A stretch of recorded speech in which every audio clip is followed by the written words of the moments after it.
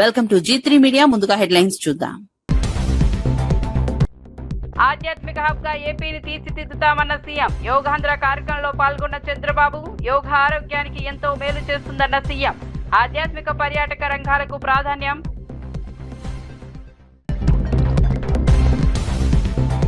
నల్లగొండ పర్యటనకు సీఎం రేవంత్ సిద్ధం. రహదారి ప్రాజెక్టుకు శంకుస్థాపన చేయనున్న సీఎం. భారీ బహిరంగ సభలో పాల్గొననున్న రేవంత్. ఏర్పాట్లపై మంత్రి కోమటిరెడ్డి సమీక్ష.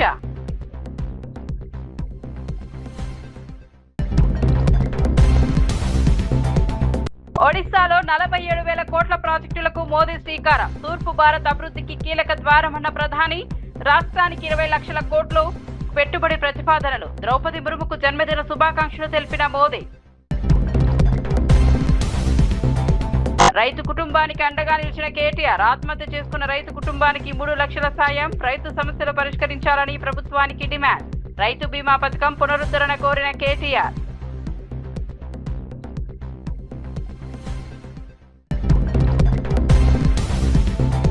సింగరేణి సమస్యలపై కవిత సంచలన ఆరోపణలు. కార్మిక సమస్యలు వెంటనే పరిష్కరించాలని డిమాండ్. జూలై 20 వరకు ప్రభుత్వానికి గడువు విధింపు. సమస్యలు తీరకపోతే ఉద్యమం ఉధృతమని హెచ్చరిక.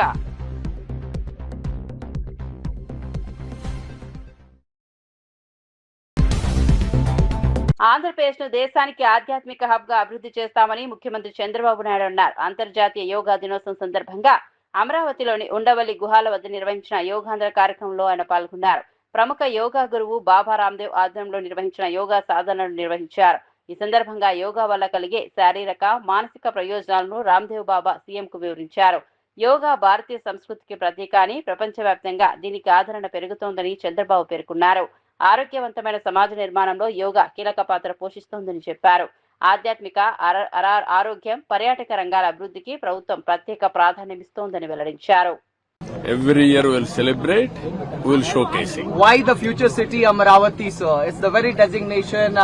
It's very traditionally connected, and now Swamiji is here participating in all yoga events, sir. What message you would like to give to all countrymen to come to Amaravati, sir? God has given me one more opportunity. I have constructed Cyberabad. You have seen. Today, highest per capita income is Telangana. Most livable city is Hyderabad. That is brownfield city. This is greenfield city. Yes. It will be Hyderabad plus. Country will proud of it. It will be most livable city, happiest city, spiritual city, wealthiest city, and also globally it will be showcasing one of the best futuristic city. No pollution, no diesel, petrol, all these things. Everything green energy. All utilities will be taken through that. Central district cooling. It is all new concepts everywhere. Technology, best practices, innovations, everything will be new. And also Amaravati will be a knowledge hub. Sir, Baba Ramdev is with you. So how yoga play an important role in your life now? Not only my life, for everybody's life. Yeah, for the last 30 years I am watching him. I am working with him. I am telling you, 30 years. But amazing experiment he has done. He is not a guru for India. He is a yoga guru for the global community. He is no more confined to India. Now everybody is working. It will be mass momentum tomorrow. Whenever you go anywhere in the world, he is going to attract huge crowds. Sir, what is the concept of Yogaandhra? Yogaandhra, I am telling you, every home we want to take. As on today, we are all busy life. Technology has become a handy. I promoted IT. That was the 30 years back. Today I am talking data centers, AI, quantum. Quantum, Andhra Pradesh will be the hub. But at the same time, without happiness, technology cannot alone give wealth and everything. India's strength is spirituality. India's strength is family values. That we are all youngsters, people like you are all forgetting the strength of India. We have to rebuild now. నందిగామలో సంచలనం సృష్టించిన భారీ చోరీ కేసును పోలీసులు విజయవంతంగా ఛేదించారు. కాకాని నగర్లోని ఓ ఇంట్లో జరిగిన చోరీ కేసులో 2 అంతర్రాష్ట్ర నేరస్తులను అరెస్ట్ చేశారు. వారి వద్ద నుంచి సుమారు 48,58,000 విలువైన 347 గ్రాముల బంగారం ఆభరణాలు, నగదు, సెల్ ఫోన్లు, నేరానికి ఉపయోగించిన ద్విచక్ర వాహనాన్ని స్వాధీనం చేసుకున్నారు. సాంకేతిక ఆధారాలు, సీసీ కెమెరా ఫుటేజ్ సహాయంతో ప్రత్యేక బృందాలు నిందితులను గుర్తించాయి. ప్రధాన నిందితుడు శంకర్ నాయక్ పై ఇప్పటికే ఆంధ్రప్రదేశ్, తెలంగాణ రాష్ట్రాల్లో 120కి పైగా చోరీ కేసులు ఉన్నట్లు పోలీసులు వెల్లడించారు. కేసును ఛేదించిన పోలీసు బృందాన్ని నగర పోలీస్ కమిషనర్ అభినందించి అవార్డులు ప్రకటించారు. నేరాల నియంత్రణలో సాంకేతిక పరిజ్ఞానం కీలక పాత్ర పోషిస్తోందని అధికారులు తెలిపారు. రత్లావత్ శంకర్ అలియాస్ శంకర్ నాయక్, వయసు 32 సంవత్సరాలు, సుగాలి, నాగర్లబండ తాండా, వేపనగుట్ల మండలం, వనపర్తి జిల్లా. అదేవిధంగా రెండో వ్యక్తి తెనుగు అజయ్, కులం ముదిరాజ్, మైలారం గ్రామం, సంగారెడ్డి మండలం. వీళ్ళను అదుపులోకి తీసుకోవడం జరిగింది. వీళ్ళను పట్టుకొని విచారించగా గత నెల 25వ తేదీన మన నందిగామ పట్టణం కాకాని నగర్లో జరిగినటువంటి దొంగతనం కేసు ఒప్పుకోవడం జరిగింది. వీళ్ళ సమక్షంలో ఈ యొక్క 347 గ్రాముల బంగారు ఆభరణాలు, అదేవిధంగా 1,50,000 క్యాష్ని రికవరీ చేయడం జరిగింది. వీళ్ళను తదుపరి వెరిఫై చేస్తే వీళ్ళకి ఆల్రెడీ తెలంగాణ, ఆంధ్రప్రదేశ్ ప్రాంతాల్లో సుమారుగా 130 నుంచి 140 చోరీ కేసుల్లో ఈ శంకర్ నాయక్ అనే అతను నిందితుడు.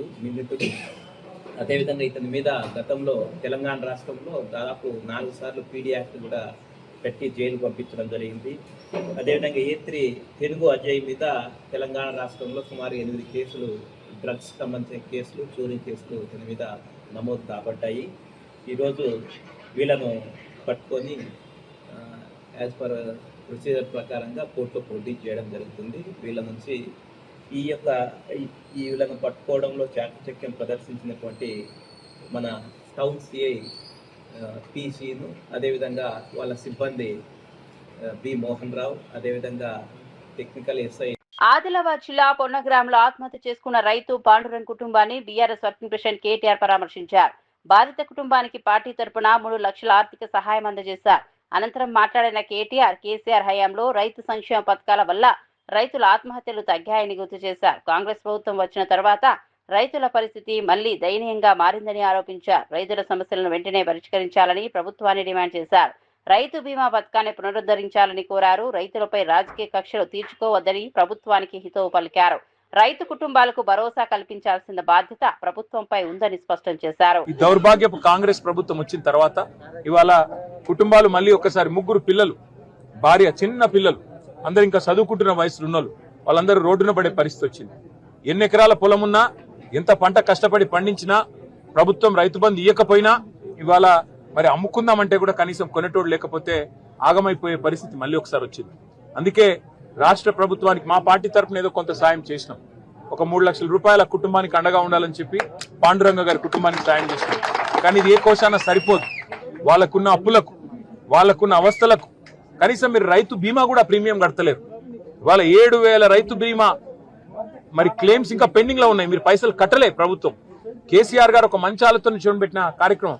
ఇట్నే ఎవరైనా రైతు చనిపోతే అది సహజ మరణమైనా, ప్రమాదవశాత్తు చనిపోయినా, బలవంతపు మరణమైనా ఆ కుటుంబంకి ఏం కావద్దని చెప్పి 5 లక్షల బీమా ఇచ్చే కార్యక్రమాన్ని కేసీఆర్ గారు దేశంలో మొదటిసారి పెట్టిండు. ఇలా దానికి కూడా ప్రీమియం కట్టడానికి మీకు మనసు వస్తలేదు. ఎందుకంటే మీకు బాధ ఏమంటే రైతు బీమా అంటే కేసీఆర్ యాదికి వస్తాడు, రైతు బంధు అంటే కేసీఆర్ యాదికి వస్తాడు, 24 గంటల కరెంట్ అంటే కేసీఆర్ యాదికి వస్తాడు. మేము ప్రభుత్వానికి చేతులు జోడించి చెప్పేది, ఎలక్షన్లప్పుడు రాజకీయాలు చేద్దాం, ఎలక్షన్లప్పుడు కొట్లాడుకుందాం.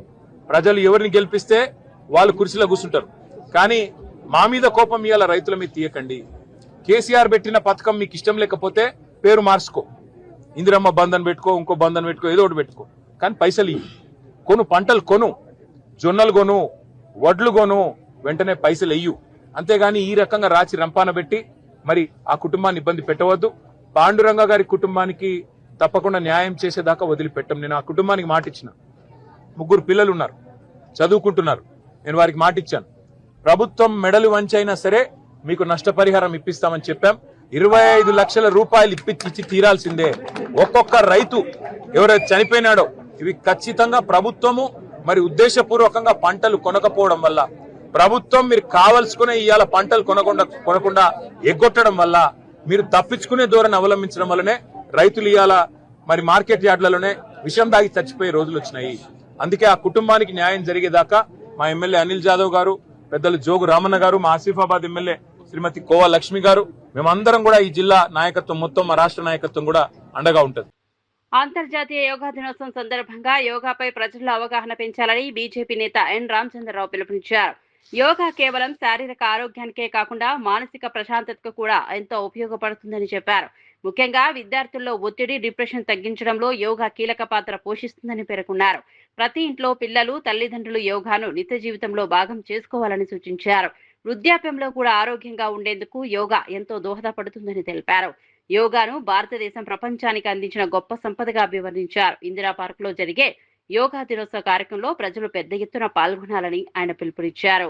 సామాజిక సంతులన కోసం కూడా యోగా మనం అవసరం ఉంది. ఒక వ్యక్తిగత నిర్మాణంలో, మన పర్సనాలిటీ డెవలప్మెంట్లో ఒక యాంటీ డిప్రెషన్గా ఈ యొక్క యోగా మనకు పనిచేస్తుందని చెప్పేసి కూడా విద్యార్థులందరూ కూడా ఇళ్లలో ఒక యోగాభ్యాసం చేయాలి. వాళ్ళ తల్లిదండ్రులు కూడా వారికి ఎంకరేజ్ చేయాల్సిన అవసరం ఉన్నది. కాబట్టి ఈ యోగా అందరం చేస్తే స్వస్థ భారత్ అనేటటువంటి ఏదైతే కళలు మనం ఉంటున్నామో, స్వచ్ఛ భారత్, స్వస్థ భారత్, ఖేలో భారత్ అనేటటువంటి అనేక ఈరోజు కార్యక్రమాలతో నరేంద్ర మోదీ గారు మన ముందు వచ్చారు. కాబట్టి అవన్నీ దాన్ని ముందు తీసుకుపోతూ ప్రతి సంవత్సరం కూడా చూస్తున్నాను యోగాలో పాల్గొనేటటువంటి సంఖ్య పెరుగుతూ ఉన్నది. ఈ సంఖ్య ఇంకా పెరుగుతూనే ఉండాలి. ప్రతి ఇళ్లలో పిల్లలు యోగా చేసుకుంటే తప్పకుండా నాకు పూర్తి నమ్మకం ఉన్నది రాబోయే రోజుల్లో ఏవైతే డిప్రెషన్స్తో పిల్లలు చాలామంది ఈరోజు వాళ్ళు బాధపడుతూ ఉన్నారో వాటన్నిటిగా దూరం అయ్యే అవకాశాలు ఉన్నాయి. వృద్ధాప్యంలో కూడా యాంటీ ఏజింగ్ కింద కూడా యోగా పనికొస్తుందని చెప్పేసి కూడా మీ అందరికీ తెలియజేస్తూ, మరి కిషన్ రెడ్డి గారు ఇంత ఈ పెద్ద కార్యక్రమాన్ని మీ అందరూ నిర్వహించుకున్నారు. మరి రేపు కూడా ఇందిరా పార్క్లో యోగా దినాన్ని మనం అందరం జరుపుకుంటున్నాము. మీరు తప్పకుండా అక్కడ పాల్గొనాల్సిందిగా మీ అందరిని కోరుతూ, మరి అవకాశం ఇచ్చినటువంటి నిర్వాహకులకు నాకు ప్రత్యేకమైన ధన్యవాదాలు చెప్తున్నాను. భారత్. హైదరాబాద్ నగరంలో ట్రాఫిక్ సమస్యలను తగ్గించేందుకు అండర్ గ్రౌండ్ రోడ్ల నిర్మాణాన్ని చేపట్టనున్నట్లు మంత్రి శ్రీధర్ బాబు ప్రకటించారు. హైదరాబాద్ ఎకనామిక్ ఫోరం 2026లో పాల్గొన్న ఆయన నగరాన్ని దేశంలోని అగ్రగామి ఇన్నోవేషన్ హబ్ గా తీర్చిదిద్దడమే సీఎం రేవంత్ రెడ్డి లక్ష్యమని తెలిపారు. Tata Institute of Fundamental Research సహకారంతో quantum computing centre of excellence ఏర్పాటు చేయనున్నట్టు వెల్లడించారు. టీ హబ్, టీవర్క్స్ వంటి సంస్థలు స్టార్టప్లకు బలమైన వేదికలుగా మారాయని పేర్కొన్నారు. హైదరాబాద్ కు చెందిన ఓ స్టార్టప్ అంతరిక్షంలో ఏఐ ల్యాబ్ ను పంపేందుకు సిద్ధమవుతుందని తెలిపారు. భవిష్యత్ సాంకేతికతలకు కేంద్రంగా హైదరాబాద్ ను అభివృద్ధి చేయడంపై ప్రభుత్వం ప్రత్యేక దృష్టి పెట్టిందన్నారు. I still think that India is a young country. When you compare with the legacies of US or the European countries or with the China, which they have a solid background of a freedom country passing over 400 to 500 years. And here we are in Hyderabad, what we are discussing, what we are trying to build, especially in the Hyderabad Economic Forum, what they are trying to breed the young entrepreneurs to make the successful journeys, what the young Hyderabad Economic Forum are trying to handhold the young entrepreneurs, the young innovators for tomorrow's world, and see that how we can shape ourselves for tomorrow's world. ప్రజల భూ హక్కుల పరిరక్షణ లక్ష్యంగా revenue శాఖలో విప్లవాత్మక సంస్కరణలు తీసుకొచ్చామని మంత్రి అనకాని సత్యప్రసాద్ తెలిపారు. సచివాలయంలో నిర్వహించిన మీడియా సమావేశంలో ఆయన మాట్లాడుతూ రాష్ట్ర వ్యాప్తంగా వివాదాస్పదంగా ఉన్న సుమారు 1.90 లక్షల ఎకరాల డాట్ ల్యాండ్ సమస్యను త్వరలో పరిష్కరించనున్నట్లు వెల్లడించారు.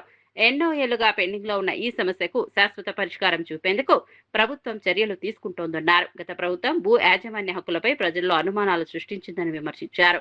ప్రస్తుతం ప్రజలకు పూర్తి నమ్మకం కల్పించే విధంగా సంస్కరణలు అమలు చేస్తున్నామని తెలిపారు. రాష్ట్రంలో మార్కెట్ భూముల ధరలు పెంచే ప్రతిపాదన ప్రస్తుతం ప్రభుత్వ పరిశీలనలో లేదని స్పష్టం చేశారు. మెరుగుపడే విధంగా రూపకల్పన చేశారు. దాన్ని కూడా అంతా వెరిఫికేషన్ చేసి ఒక ప్రత్యేక సాఫ్ట్వేర్ పెట్టి దాని ద్వారా మేము త్వరలో దాని పరిష్కారం కూడా మేము చేయబోతా ఉన్నాం. అలాగే గ్రామ కంటాల్లో ఏదైతే ఇళ్ల సమస్య ఉంది, ఎప్పటి నుంచో ఉంది ఇళ్ల స్థలాల రిజిస్ట్రేషన్ కానీ, ఇది కూడా ఒక చరిత్ర. ఇప్పుడు కూడా ఎవరు ఆలోచించలేదు, ఇప్పుడు ఇబ్బంది పడతా ఉన్నారు. వాళ్ళకు కూడా ఇళ్లకు రిజిస్ట్రేషన్ చేసుకునే విధంగా ఈ అవకాశం కల్పించాం. ఎప్పటి నుంచో వచ్చిన ఇళ్ల పట్టాలు ఉన్నాయి, ఆటోమేటిక్గా 10 సంవత్సరాలు పూర్తయితే ఆటోమేటిక్గా మళ్ళీ డేట్ వెళ్ళి అప్లై చేసుకునే విధంగా లేకుండా వాళ్ళకి ఏమన్నా ట్యాక్స్ కట్టినటువంటిది కానీ ఒరిజినల్ పట్టా కానీ ఉంటే ఆటోమేటిక్ రిజిస్టర్ చేసే విధంగా దీన్ని కూడా మేము 2 సంవత్సరాలు చేయాలని కుదించాలని చెప్పేసి గౌరవ ముఖ్యమంత్రిగా చెప్తా ఉన్నాం. కానీ దాన్ని చట్టం చేయాలి కాబట్టి చట్టంలో మార్పులు తేవాలి కాబట్టి ఆలోచన కూడా మాకుంది. అంటే 2 సంవత్సరాలకి హక్కు కల్పించే విధంగా ఇట్లా ఎన్నో మార్పులు ఎన్నో కార్యక్రమాలు చేసే విధంగా ప్లస్ ఎన్ఓసి కూడా అవసరం లేకుండా డైరెక్ట్ రిజిస్టర్ చేసే విధంగా ఈ కార్యక్రమం కూడా 10 సంవత్సరాలు పూర్తయిన తర్వాత మళ్ళీ ఎన్ఓసికి వేరే ఆఫీస్కి వెళ్ళాల్సిన అవసరమే లేదు. క్లియర్ కట్ గైడ్లైన్స్ ఇచ్చాం. ప్రధానమంత్రి వికసిత్ భారత్ రోజ్గార్ యోజన కార్మికులకు ఆర్థిక భరోసా కల్పిస్తున్న కీలక పథకమని మంత్రి కందుల దుర్గేష్ అన్నారు. తూర్పు గోదావరి జిల్లాలో పథకం లబ్ధిదారులకు ప్రోత్సాహక నిధులు పంపిణీ చేశారు. ఈ కార్యక్రమంలో ఎమ్మెల్యే బుచ్చయ్య చౌదరి, ఎమ్మెల్సీ సోము వీర్రాజు పాల్గొన్నారు. మరోవైపు విజయనగరం కలెక్టరేట్ లో జరిగిన కార్యక్రమంలో ఎంపీ కలిశెట్టి అప్పలనాయుడు మాట్లాడుతూ ఉపాధి రంగంలో ఇది చారిత్రాత్మక ముందడుగని పేర్కొన్నారు. యువతకు ఉపాధి అవకాశాలు కల్పించేందుకు ప్రధాని మోదీ నిరంతరం కృషి చేస్తున్నారని తెలిపారు. పరిశ్రమలు, ఉద్యోగ అవకాశాల పెంపుతో వికసిత్ భారత్ లక్ష్య సాధనకు ఈ పథకం దోహదపడుతుందని అభిప్రాయపడ్డారు.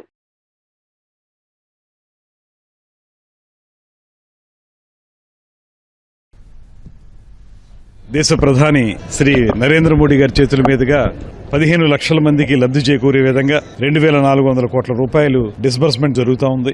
ఒక పక్కన కొత్తగా ఉద్యోగంలో జాయిన్ అయిన వారికి అదనపు ఉద్యోగాలు కల్పించిన ఎంప్లాయర్స్ కి వారికి కూడా ప్రోత్సాహకాలు ఇచ్చేటువంటి కార్యక్రమం ఇది. దీనివల్ల దేశంలో ఒక పక్కన ఉపాధి కల్పన జరుగుతుంది, మరో పక్కన పరిశ్రమలు పెట్టేటువంటి వారికి ప్రోత్సాహం లభిస్తుంది. మనకి వికసిత్ భారత్ రోజ్గార్ యోజన కార్యక్రమాన్ని ప్రారంభించారు. భారత ప్రధానమంత్రి నరేంద్ర మోదీ గారు ఈ దేశ యువతకి ఉపాధి అవకాశాలు, ఉద్యోగ అవకాశాలతో పాటు యాజమాన్యాన్ని కూడా అవకాశాలు కల్పించాలనే ఉద్దేశంతో ఈ కార్యక్రమాన్ని శ్రీకారం చుట్టారు. దేశ యువతకి 1,00,000 కోట్ల బడ్జెట్తో దాదాపు 1.92 లక్షల మంది తొలిసారిగా మనకి ఉద్యోగాలు ఇవ్వడం జరిగింది. భారతదేశం దేశ అభివృద్ధికి కీలక ద్వారంగా మారుతోందని ప్రధాని నరేంద్ర మోదీ అన్నారు. ఒడిశా రాష్ట్రంలోని మయూర్భంజ్ జిల్లాలో పర్యటించిన మోదీ రాష్ట్రపతి ద్రౌపది ముర్ముతో కలిసి 47,600 కోట్ల విలువైన అభివృద్ధి ప్రాజెక్టులకు శంకుస్థాపనలు, ప్రారంభోత్సవాలు నిర్వహించారు. ప్రజలను ఉద్దేశించి ప్రసంగించిన ఆయన దశాబ్దాలుగా నిర్లక్ష్యానికి గురైన తూర్పు భారతదేశం ఇప్పుడు సమగ్ర అభివృద్ధిలో కీలక పాత్ర పోషిస్తోందన్నారు. బీజేపీ ప్రభుత్వ పాలనలో ఒడిశా వేగంగా అభివృద్ధి చెందుతోందని పేర్కొన్నారు. రాష్ట్రానికి దాదాపు 20 లక్షల కోట్ల పెట్టుబడి ప్రతిపాదనలు వచ్చాయని, వాటితో పరిశ్రమలు, ఉపాధి అవకాశాలు పెరుగుతాయని తెలిపారు. సంక్షేమ పథకాల ద్వారా పేదల జీవన ప్రమాణాలు మెరుగుపడ్డాయని చెప్పారు. రాష్ట్రపతి ద్రౌపది ముర్ముకు జన్మదిన శుభాకాంక్షలు తెలియజేసిన మోదీ దేశానికి ఆమె అందిస్తున్న సేవలను కొనియాడారు. आज ओडिशा तेज गति से विकास के रास्ते पर आगे बढ़ रहा है. गरीब कल्याण की योजनाओं से सामान्य मानवी का जीवन बदल रहा है. केंद्र सरकार का विजन है पूर्वी भारत के विकास से भारत का विकास. इसलिए हम पूर्वोदय की नीति पर काम कर रहे हैं. जिस पूर्वी भारत को कांग्रेस के दौर में पिछड़ेपन का पर्याय बना दिया गया था, आज वो प्रगति का प्रवेश द्वार बन रहा है. సింగరేణి కార్మికుల సమస్యలపై టీఆర్ఎస్ అధినేత్రి కల్వకుంట్ల కవిత సంచలన వ్యాఖ్యలు చేశారు. సింగరేణి అధికారుల పీఆర్పీ చెల్లింపులకు డిప్యూటీ సీఎం లంచం అడుగుతున్నారని ఆరోపించారు. నిషేధిత డిటోనేటర్ల కొనుగోలు, కారుణ్య నియామకాలు, మెడికల్ బోర్డు సమస్యలు వంటి కీలక అంశాలను ప్రభుత్వం వెంటనే పరిష్కరించాలని డిమాండ్ చేశారు. కార్మికుల హక్కులను కాపాడడంలో ప్రభుత్వం విఫలమైందని విమర్శించారు. సింగరేణి కార్మికుల సంక్షేమంపై స్పష్టమైన నిర్ణయాలు తీసుకోవాలని కోరుతూ జూలై 20 వరకు ప్రభుత్వానికి గడువు విధించారు. కార్మికుల సమస్యలు పరిష్కారం కాకపోతే ఉద్యమాన్ని మరింత ఉధృతం చేస్తామని హెచ్చరించారు. సింగరేణి సంస్థ భవిష్యత్తు, ఉద్యోగుల సంక్షేమం కోసం తమ పోరాటం కొనసాగుతుందని స్పష్టం చేశారు. అదే కంపెనీకి వాళ్ళు ఇక్కడ డెటోనేటర్స్ ఇవ్వడంతో ఒక కార్మికుడి చేయి కూడా మరి యాక్సిడెంట్ అయ్యి ఇబ్బంది అయినటువంటి పరిస్థితి ఉన్నది. సో అటువంటి తప్పిదాలు యాజమాన్యం చేయకూడదు. రెండవది, ఏదైతే డిపెండెంట్ ఎంప్లాయ్మెంట్ అనేది కార్మికుడి హక్కుగా ఉందో దాన్ని 30 నెలల కాంగ్రెస్ ప్రభుత్వం కాలరాస్తూ ఉంది. ఎక్కడా కూడా కనీసము వాళ్ళు డిపెండెంట్ ఎంప్లాయ్మెంట్స్ కానీ పెండింగ్ ఉన్న 1200 మందికి కానీ ఇస్తలేరు. కాబట్టి ఖచ్చితంగా అది ఇవ్వాలంటే మరి గాంధేయ మార్గమే కరెక్టు. 1 మంత్ టైం ఇస్తాం ప్రభుత్వానికి. ఇది జూన్ 20, నెక్స్ట్ జూలై 20 లోపల ఒక విస్పష్టమైన ప్రకటన రావాలి, ఆర్డర్ రావాలి. ప్రతి నెల 2 సార్లు మెడికల్ బోర్డు పెడతామని ఆర్డర్ రావాలి. పెండింగ్ ఉన్న 1200 మందికి కూడా ఇమీడియట్గా జాబ్స్ ఇచ్చేస్తామనేటటువంటి విస్పష్టమైన ప్రకటన ప్రభుత్వం నుండి రావాలి. ఇక నిరాహార దీక్ష కూర్చుంటాను. ఎట్టి పరిస్థితుల్లో కార్మికుల హక్కులు సాధించడానికి వెనకడిగేసే ప్రసక్తే లేదు. ఇప్పుడు సింగరేణిలో ఎలక్టెడ్ ఏ యూనియన్ లేదు కాబట్టి ఎవరు కూడా కార్మికుల హక్కుల గురించి అడుగుతలేరని నిర్భయంగా యాజమాన్యం కార్మికులను ఇబ్బంది పెడతా ఉన్నది. కనీసం తాగునీరు కూడా ఇవ్వలేనటువంటి పరిస్థితి ఉన్నది. ఇది అన్యాయం. మంచి ఆక్సిజన్ ఇవ్వలేనటువంటి పరిస్థితి ఉన్నది. కాబట్టి అన్కాంప్రమైజింగ్గా కార్మికుల కోసం కొట్లాడడానికి హెచ్ఎంఎస్ టీఆర్ఎస్ ముందుకు వచ్చినాయి. ప్రభుత్వానికి కేవలం 1 మంత్ డెడ్ లైన్ ఇస్తున్నాం. ఈ 1 మంత్ లోపల మీరు కార్మికులకు సంబంధించి కారుణ్య నియామకాలకు సంబంధించి ప్రకటన చేయాలి. నెలకు 2 సార్లు మెడికల్ బోర్డు పెట్టాలి. పెండింగ్ ఉన్న 1200 మందికి ఇమీడియట్గా సర్టిఫికేట్స్ ఇవ్వాలి. అప్లికేషన్ డేట్తోనే లింక్ ఉండాలి కానీ రిటైర్మెంట్ డేట్తో లింక్ ఉండకూడదు. ఎందుకంటే 3 నెలలు 5 నెలలు పెండింగ్ ఉన్న వాళ్ళు ఉన్నారు. ఎంతోమంది 5-6 ఏళ్ల కింద అప్లికేషన్ పెట్టుకొని రిటైర్ అయిపోయి బాధపడుతున్న వాళ్ళు ఉన్నారు. అప్లికేషన్ డేట్ని ప్రామాణికంగా తీసుకొని ఇవ్వాలని చెప్పి డిమాండ్ చేస్తున్నాం. జై తెలంగాణ. గవర్నమెంట్లో కరప్షన్ ఎంత పెరిగిపోయిందంటే పిఆర్పి రావాలి అని అధికారులు ధర్నా చేస్తే ఆ అధికారుల దగ్గర కూడా లంచం అడిగినారు డిప్యూటీ సీఎం గారు అని చెప్పి స్పష్టంగా వారికి సంబంధించిన మనుషులు అడిగినారని చెప్పి స్పష్టంగా తెలియడం జరిగింది. అంత కరప్షన్ ఉంది ఈ గవర్నమెంట్లో. అధికారులకు రావాల్సిన పిఆర్పి రావాల్సిందే, నేనేం కాదంటలేదు. మాకు ఎట్లయితే కార్మికులకు బోనస్ రావాలంటామో అధికారులకు కూడా పిఆర్పి రావాలి. కానీ ఆ అధికారులు కూడా ఇట్లా నాసిరకం వస్తువులు తీసుకొచ్చి నా కార్మికుల సేఫ్టీతో ఆడుకోకూడదు. ఎట్ ద సేమ్ టైం ఇప్పుడు ఒక కట్టర్ ఉన్నాడు అనుకోండి, ఆయనకు ఆ కటింగ్ మెషిన్ కావాల్సిన బిట్స్ ఇస్తలేరు, ఆ మూలలు ఇస్తలేరు, ఆ కనీసం షూస్ 6 నెలలు కూడా ఉంటలేవు, గ్లౌజులు నెల లోపల పాడైపోతున్నాయి, ఆ లైట్లు పనిచేస్తలేవు, ఏదైతే సేఫ్టీ ల్యాంప్ తీసుకుపోతారో దానికి స్పేర్ పార్ట్స్ లేవు. అంటే కార్మికుడికి ఆ లోపలికి పోతే ఫైర్ అవుతుందా కాదా తెలిపేదే ఆ ల్యాంప్. ఆ ల్యాంప్ స్పేర్ పార్ట్స్ లేవు అని అంటే మరి ఆ లోపలికి పోయినానికి ఏమైనా అయితే ఎవరు బాధ్యత? ఈ బాధ్యత తీసుకోకుండా మా దానికోసం మేము ధర్నా ఇస్తామని ఆఫీసర్లు అంటే వాళ్ళ రైట్స్ కోసం కూడా మేము మాట్లాడతాం. కానీ వాళ్ళు కూడా కార్మికుల పక్షాన కొంచెం సింపథెటిక్గా ఆలోచించాలని చెప్పి ఆఫీసర్స్ నేను రిక్వెస్ట్ చేస్తూ ఉన్నాను. గవర్నమెంట్ మాత్రం డిమాండ్ చేస్తూ ఉన్నాను, మీరు బకాయిలు కట్టండి. ముందు పెండింగ్ ఉన్నాయి 2 డిపెండెంట్ ఎంప్లాయీస్ మీద పర్మనెంట్గా మీరు సొల్యూషన్ తీసుకొచ్చి నెలకు 2 సార్లు మెడికల్ బోర్డు పెట్టాల్సిందే. అప్లికేషన్ పెట్టిన ప్రతి ఒక్కరిని కూడా అన్ఫిట్ చేయాల్సిందే. Thank you. జై తెలంగాణ. 28న ముఖ్యమంత్రి రేవంత్ రెడ్డి నల్గొండ జిల్లాలో పర్యటించనున్నారు. కనగల్లో హైబ్రిడ్ యాన్యుటీ మోడ్ ఆధారంగా నిర్మించనున్న రహదారి ప్రాజెక్టుకు శంకుస్థాపన చేయనున్నారు. అనంతరం నల్గొండ ఎన్జీ కాలేజీ మైదానంలో జరిగే భారీ బహిరంగ సభలో పాల్గొని ప్రజలను ఉద్దేశించి ప్రసంగించనున్నారు.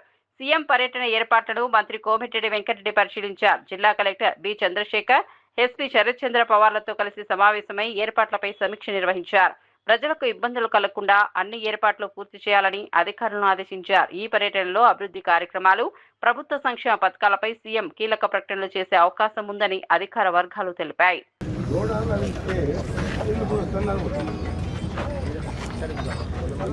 మ్యారేజ్ బాగుంది.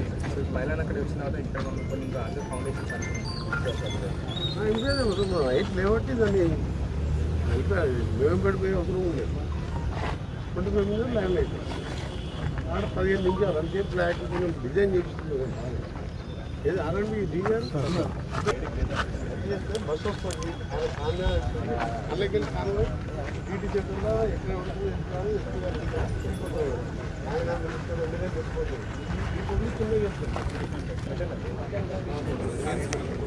మెడల్ చూడండి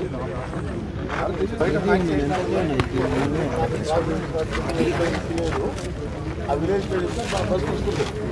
హాఫ్ అన్ అవర్ ముందు ట్రాఫిక్ అంతా అలో చేస్తారు. ఇక హాఫ్ అన్ అవర్ ముందు బంద్ చేస్తారు. హాఫ్ అన్ అవర్ నిండిందాక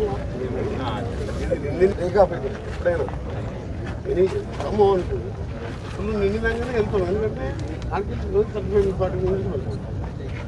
బ్యాగ్ అయినాకనే వెళ్తాం. హాఫ్ అన్ అవర్ ముందు ఆపేసి మొత్తం నింపుడే.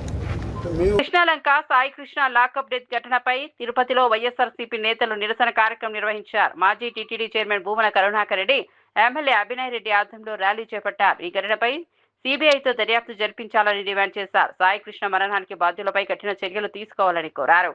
హోంమంత్రి రాజీనామా చేయాలని కూడా డిమాండ్ చేశారు. రాష్ట్రంలో శాంతి భద్రతల పరిస్థితిపై ప్రభుత్వం సమాధానం చెప్పాలని వైసీపీ నేతలు ప్రశ్నించారు. ప్రజాస్వామ్య విలువలు కాపాడాలంటే ఈ ఘటనపై నిక్షిప్తపాత విచారణ అవసరమన్నారు.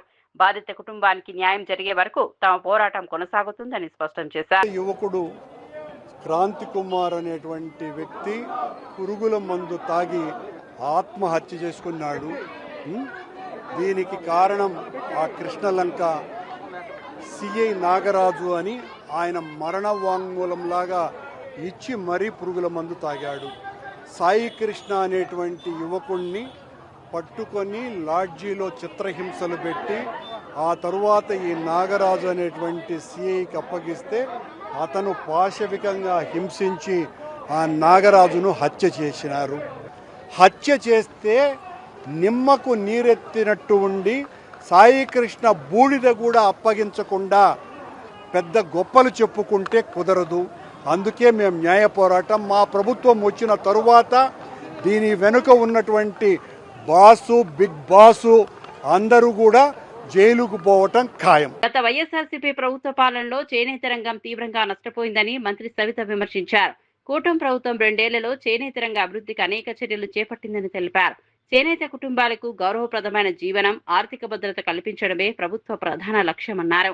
అమరావతిలో నిఫ్ట్ క్యాంపస్ ఏర్పాటు చేసేందుకు కేంద్ర ప్రభుత్వం సానుకూలంగా స్పందించడం రాష్ట్రానికి శుభ పరిణామమని పేర్కొన్నారు. ధర్మవరం, ఉప్పాడ, మంగళగిరిలో చేనేత కస్టమర్లను ఏర్పాటు చేసి ఉపాధి అవకాశాలు పెంచనున్నట్లు తెలిపారు. చేనేత కుటుంబాలకు ఉచిత విద్యుత్ పథకాన్ని అమలు చేస్తున్నామని చెప్పారు. సంప్రదాయ చేనేతకు ఆధునిక మార్కెటింగ్ అవకాశాలు కల్పించి రంగాన్ని బలోపేతం చేయనున్నట్లు వెల్లడించారు.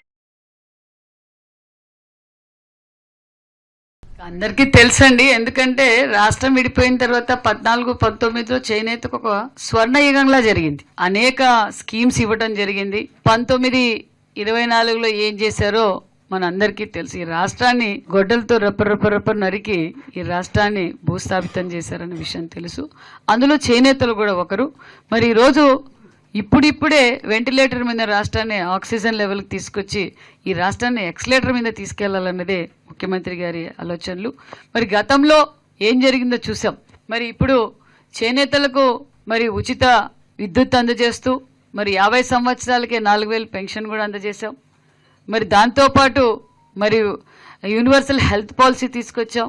ముఖ్యంగా వాళ్ళు తయారు చేసిన వస్త్రాలు ఎక్కడికక్కడ ఎగ్జిబిషన్స్ పెట్టి ప్రైవేట్ కంపెనీ వాళ్ళతో కూడా అగ్రిమెంట్లు చేయించి మరి ప్రతి నెల ఒక ఎగ్జిబిషన్స్ పెట్టడం మొన్నటి మీరే చూశారు.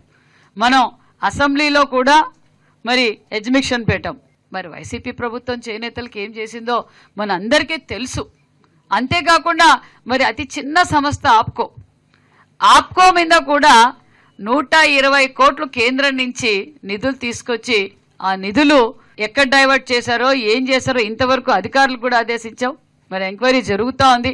మరి ఆ అప్పు కూడా ఈరోజు మేమే కడుతున్నాం. ఈరోజు చేనేత సొసైటీలకి ఇన్ టైంలో డబ్బులు ఇవ్వలేకపోయామంటే మరి అవన్నీ స్ట్రీమ్ లైన్ చేసుకుంటూ ఆ అప్పు కట్టుకుంటూ మళ్ళీ ఈరోజు చేనేత సంఘాలందరికీ పేమెంట్ చేసుకుంటూ వస్తున్నాం.